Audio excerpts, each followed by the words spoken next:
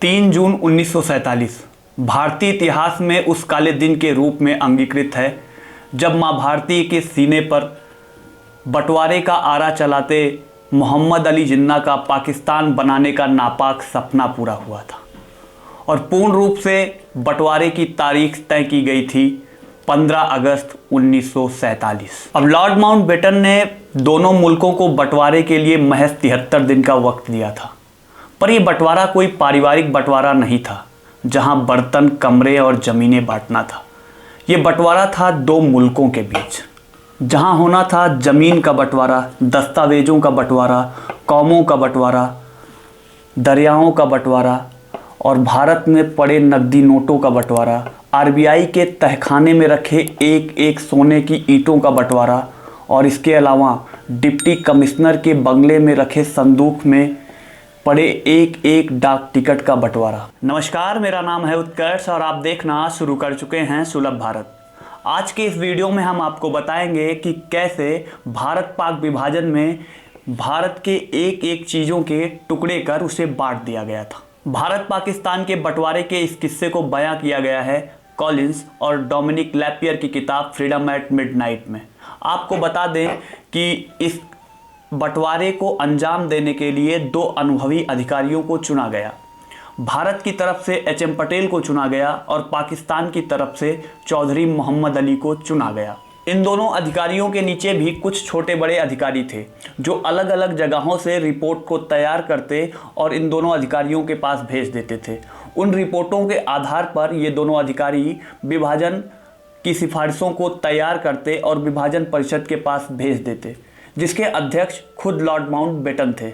इस बंटवारे की शुरुआत हुई देश के नाम से। सबसे पहले कांग्रेस ने इस बहुमूल्य संपत्ति की मांग की और ये बहुमूल्य संपत्ति थी देश का नाम भारत। असल में कांग्रेस ने उस प्रस्ताव को ठुकरा दिया था जिसमें उसे भारत का नाम बदलकर हिंदुस्तान रखने का सुझाव दिया गया था और ये तर्क दिया कि पाकिस्तान हमें छोड़कर जा रहा है, इसलिए यूएन जैसी संस्थाओं में भारत नाम के असली हकदार हम ही हैं। इस बंटवारे में सबसे ज़्यादा तू मैं हुई पैसों को लेकर के और ये विवाद इतना बढ़ गया कि एच.एम. पटेल को और चौधरी मोहम्मद अली को सरदार पटेल के घर में एक कमरे में तब तक बंद रखा गया जब तक कि वो दोनों एक नतीजे पर नहीं पहुंच गए। और कई दिनों की सौदेबाजी के बाद ये तय हुआ कि भारत के बैंकों में पड़े पैसे और अंग्रेज़ों से मिलने वाले पैसों में से पाकिस्तान को 17.5% पैसा ऋण के रूप में दिया जाएगा और भारत के दफ्तरों में पड़ी संपत्तियों में से 80% हिस्सा भारत को और 20% हिस्सा पाकिस्तान को दिया जाना तय हुआ। और फिर क्या था, भारत के एक एक दफ्तर में पड़ी एक एक कुर्सी, मेज, टाइपराइटर तक की गिनती शुरू हुई और इन चीज़ों के बंटवारे के लिए बहस तो छोड़िए, लड़ाइयाँ तक हुई, पर एक चीज़ के लिए कभी कोई बहस नहीं हुई, वो थी शराब। जितनी भी शराब थी वो भारत के हिस्से में दे दी जाती, उसके बदले पाकिस्तान को कुछ रुपए दे दिए जाते थे। इस बंटवारे में एक सवाल और उठा, समंदर में मारे गए मछुआरों के विधवाओं को पेंशन देने का सवाल। इन विधवाओं को पेंशन कौन देगा?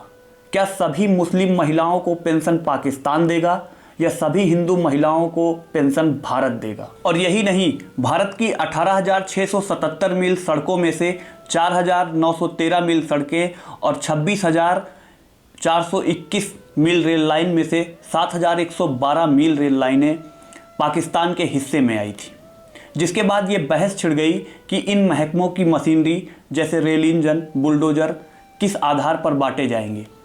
क्या वो पहले की तरह ही बांटे जाएंगे या जिसके हिस्से में जितनी सड़कें आई हैं उतने सामान के आधार पर इन्हें बांटा जाएगा। इसके साथ साथ भारत की लाइब्रेरी में रखी किताबों को लेकर भी दोनों मुल्कों में पेच फंस गया।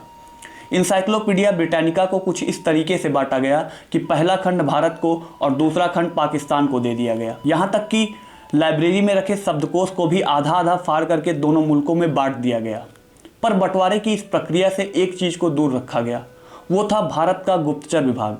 भारत के गृह विभाग ने बड़ी दूरदर्शिता के साथ ये फैसला लिया कि भारत के गुप्तचर विभाग में कोई कमी नहीं की जाएगी और गुप्तचर विभाग के आला अधिकारी भी इस बात पर अड़े थे कि एक फाइल तो छोड़िए, हम स्याही तक पाकिस्तान नहीं जाने देंगे।